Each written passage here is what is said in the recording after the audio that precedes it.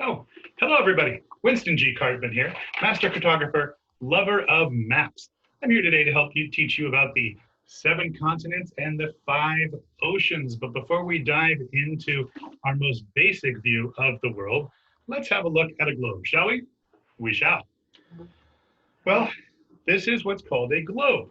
And on a globe, we have the continents, the oceans, many islands, and some are labeled, some are not.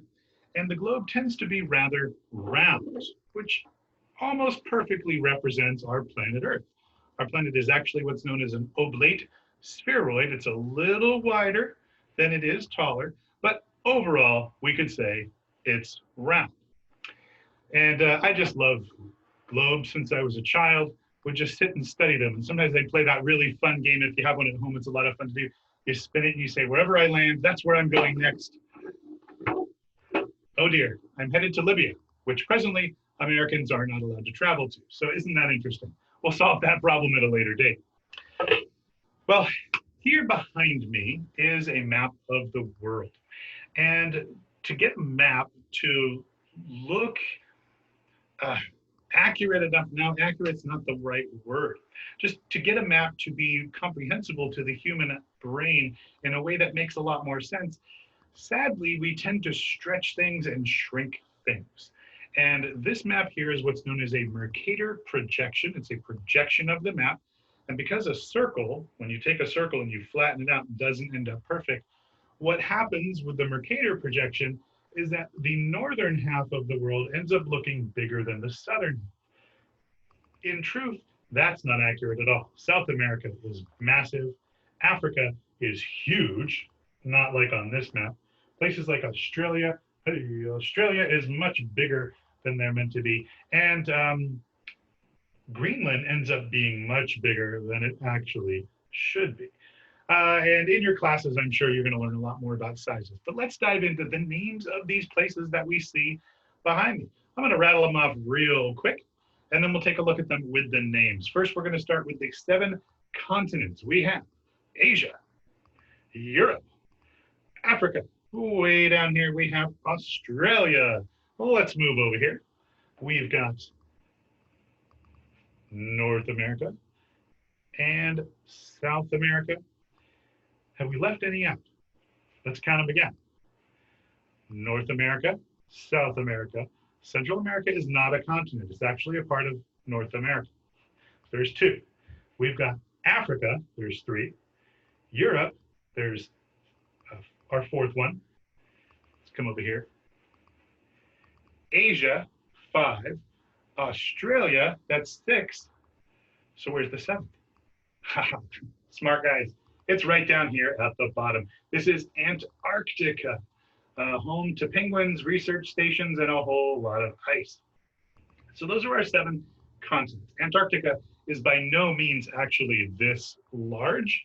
It's just stretched out to look bigger on a map, but it's not actually as big as it appears. Now we have 5 oceans. Technically, we could say the whole world is one big ocean, but as cartographers and oceanographers, we need to break them up to have them make sense so we know regionally where we're talking about. The biggest one is what we would say is the Pacific Ocean. The Pacific Ocean is both here off the coast of San Luis Obispo and over here. So because the world is round, the Pacific Ocean stretches from California all the way over to Japan. But on a flat projection, it has to divide somewhere. This particular map divided in the Pacific. So Pacific Ocean, Pacific Ocean. We have the Atlantic Ocean, the Arctic Ocean, which is up in the Arctic Circle up here. That circles the entire top of the planet. We've got the Indian Ocean right here, so-called because it's south of India. And then the most relatively new or newly classified ocean, which would be the Southern Ocean right down here at the bottom. And the Southern Ocean wraps around the southern part of the Earth, kind of right around Antarctica. But it also butts up against all of the oceans near it, Pacific, Atlantic, and Ocean. So while we could say there is only one ocean, the whole big thing, we do need to break it up so we understand where in the world we're talking about. So how about we take a look at a version with the names on it, as I understand you're going to be studied on this. One moment. We're back.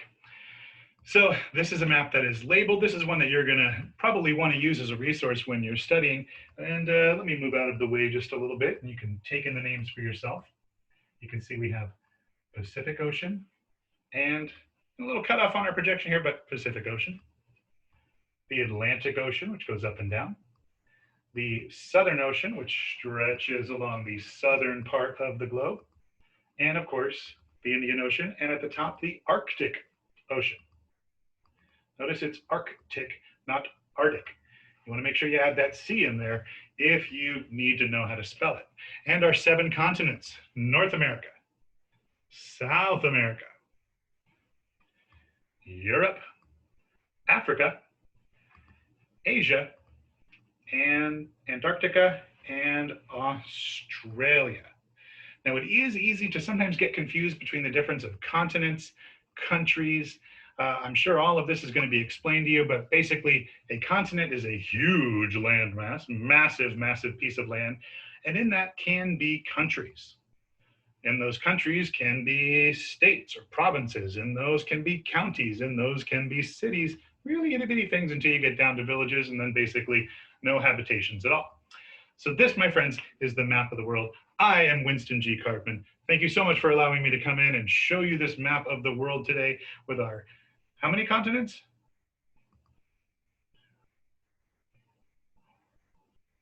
7 continents and 5 oceans. We'll chat at you soon, my friends. Bye-bye.